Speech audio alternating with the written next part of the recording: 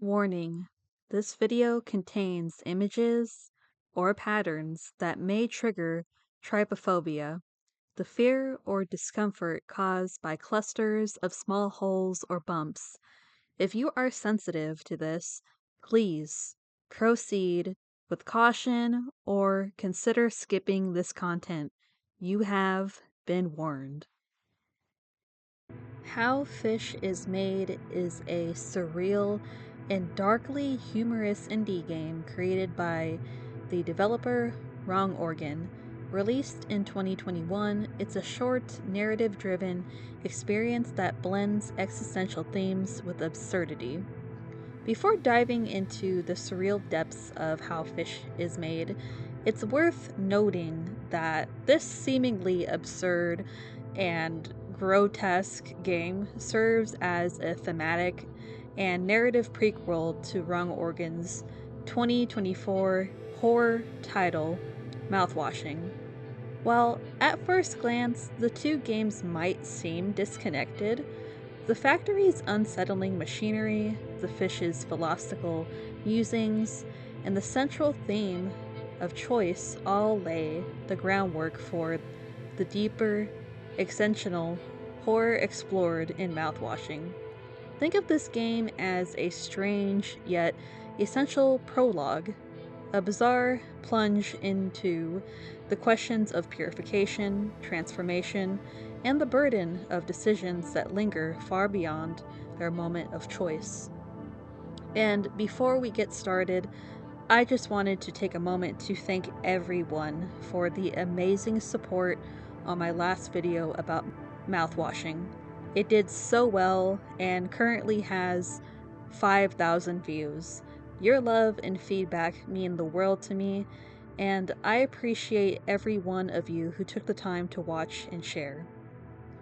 The game begins with your fish protagonist sliding down a wet, slimy chute into what appears to be an industrial factory, but one that defies logic and physics. This place is a dark, grotesque, and surreal environment that feels alive. Metallic walls are coated in viscous fluids, and the air is thick with unease. From the very start, there's a sense of disorientation.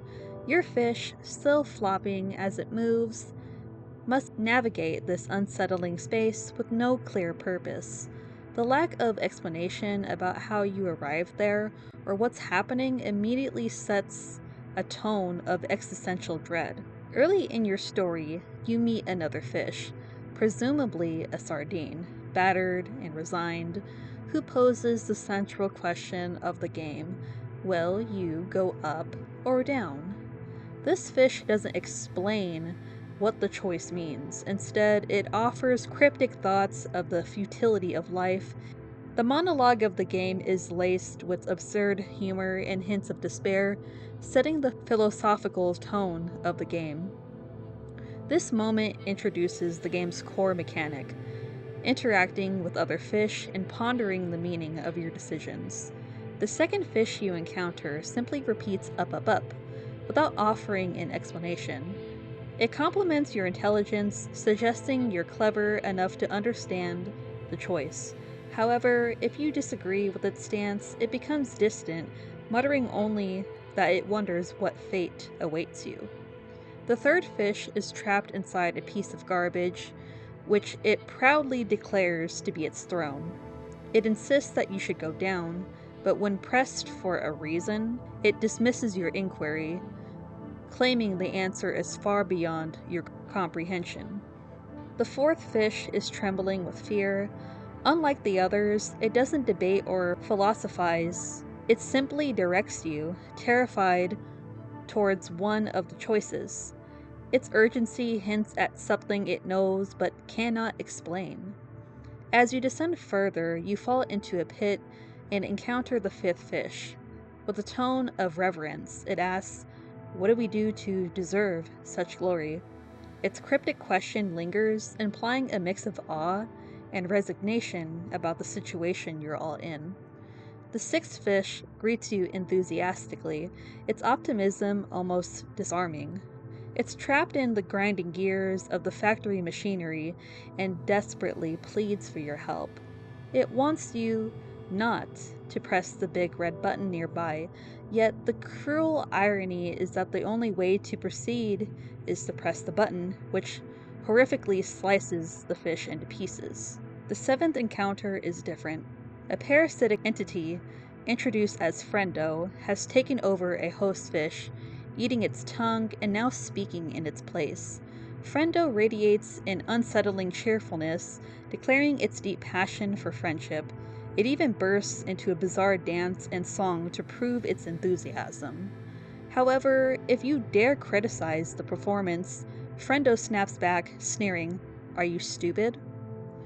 The eighth fish appears next, confronting you with sobering perspective. It emphasizes the privilege of choice, reminding you that not all are granted the freedom to decide between going up or down. Its words linger, forcing you to reflect on the weight of your decision.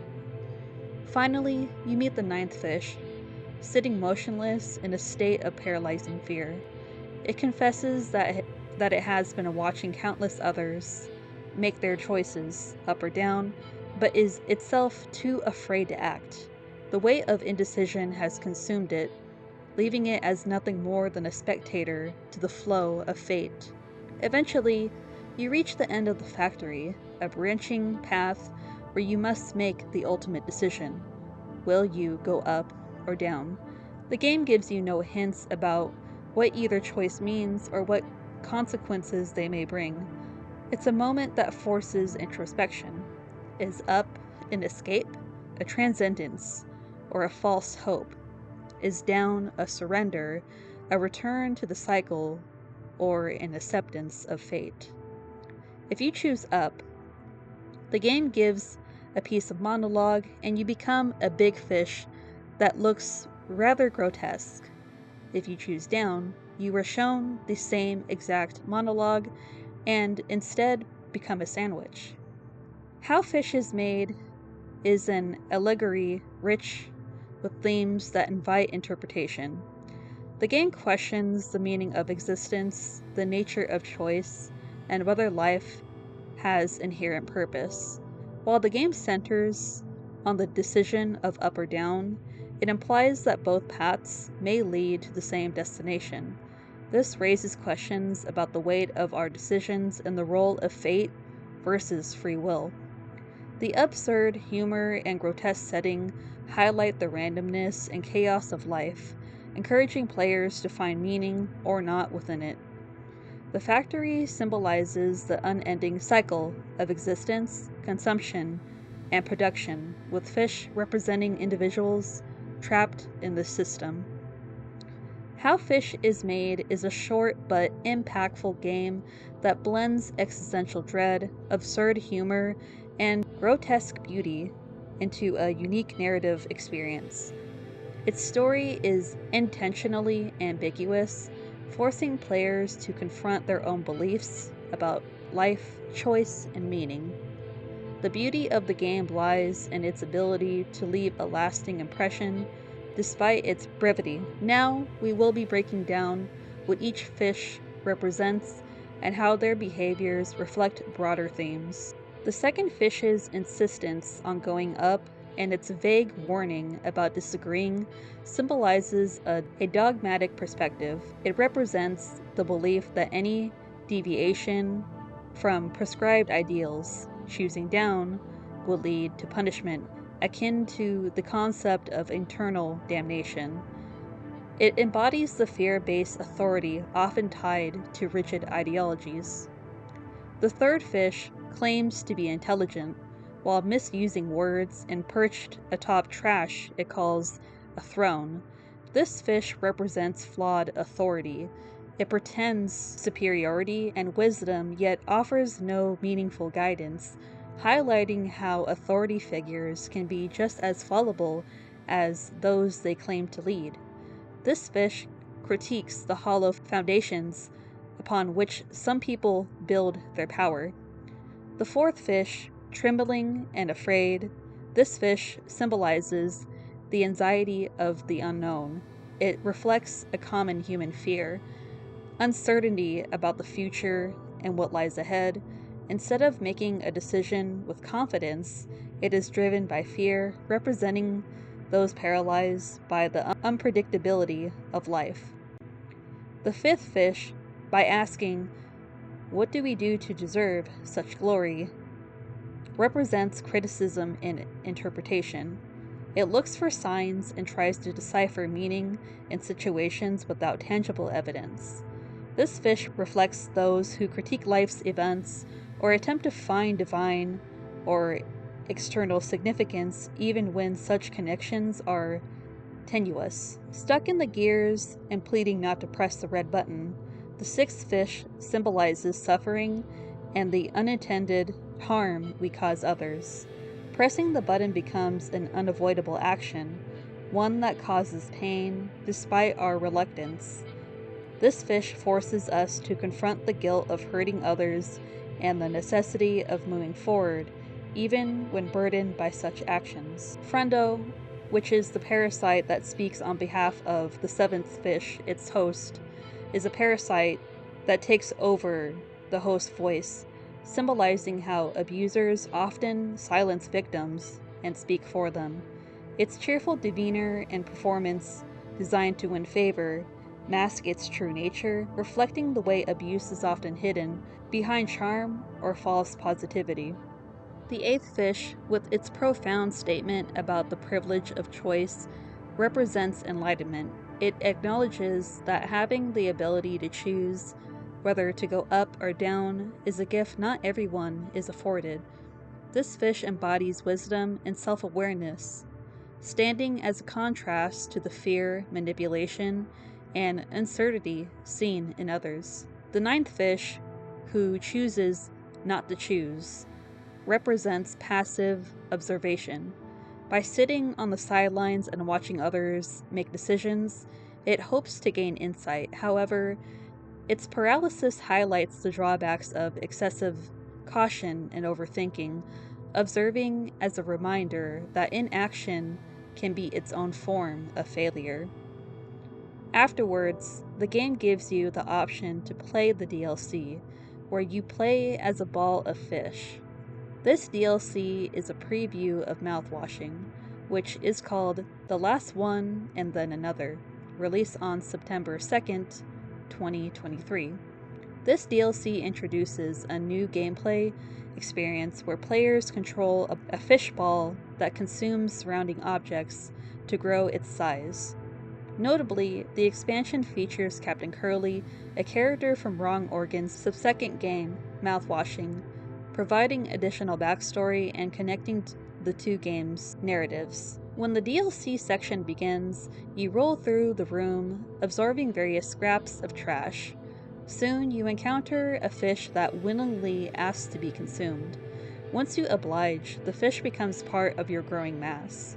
From there, you enter a darkened room where Captain Curly makes his appearance.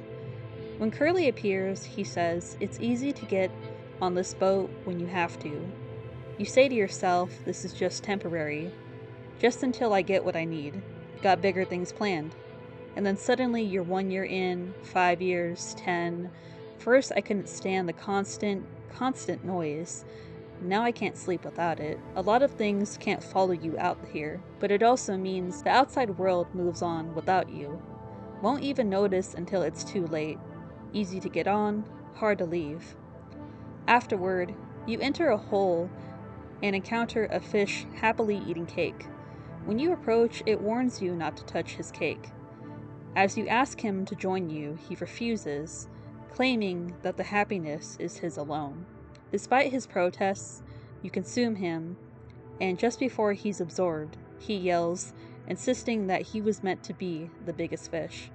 Next, you fall under a sink and discover a dead motherfish with a smaller baby fish still attached to her cord. You consume the baby fish, and shortly after, Captain Curly tells you a joke. Do you want to hear a joke? 3 men are in the hospital. The first man cries, "I lost both my hands. They told me I'll never work again." The second man wails, "I lost both my legs. They told me I'll never work again." The third man, he rejoices, I lost my hearing. They'll never be able to tell me I'm fired again. Good one, huh? You then enter a room filled with mouthwash, where you encounter a blue fish lamenting, "I want to go back. Why did I have to come here?" After hearing his cries, you consume him.